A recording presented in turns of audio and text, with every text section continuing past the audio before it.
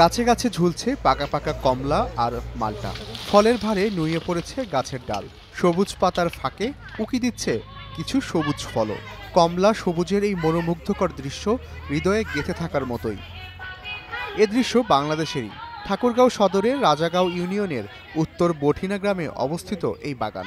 2019 সালে 150টি চায়না জাতের কমলা ও মাল্টার চারা দিয়ে বাগানটি শুরু করেন জয়নাল আবেদিন। প্রথম ফলন আসে 2021 সালে। বর্তমানে তার 6 বিঘার বাগানে প্রায় 550 কমলা ও মাল্টার গাছ আছে।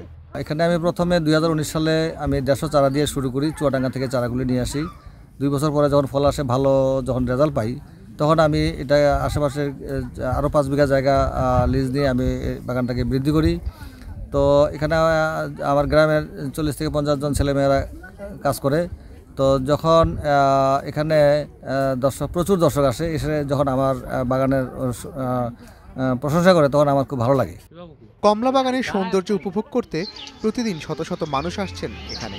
বেশিরভাগ ফল দর্শনার্থীরাই কিনে নিয়ে যান। সেই সঙ্গে আছে বাগানে বসেই কমলা খাওয়ার সুযোগ।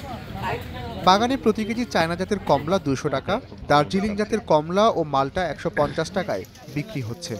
আমি কমলা বাগান দেখতে এসেছি। এখানকার কমলাগুলো অনেক সুন্দর। আমি কমলা পেড়ে পেড়ে খেয়েছি। শীতের ছুটিটা কাটাতে আমি এই বাবার বাসায় এসেছি এবং এই বাচ্চাদের স্বাদ পূরণ করার জন্য আমি এই কমলা বাগানে ঘুরতে এসেছি।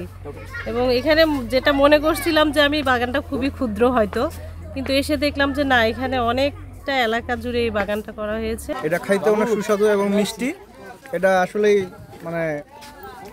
ভাষায় প্রকাশ করা যাবে না, এটা অনেক সুন্দর।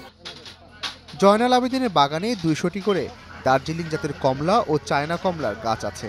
মাল্টা গাছ আছে 150টি। ফেব্রুয়ারি মার্চ মাসে গাছে ফুল আসে। নভেম্বরের মাঝামাঝিতে ফল পাড়ার উপযোগী হয়। বাগানে ঘুরতে এসে অনেক দর্শনার্থী মাল্টা কমলার চারা পেতে খোঁজ খবর নেন। উদ্যোক্তাদের কথা ভেবে জয়নাল আবেদিন নিজেই চারা উৎপাদন করে বিক্রি করছেন। প্রতিটি মাল্টার চারা 250 টাকা আর কমলার চারা 300 টাকায় বিক্রি হচ্ছে।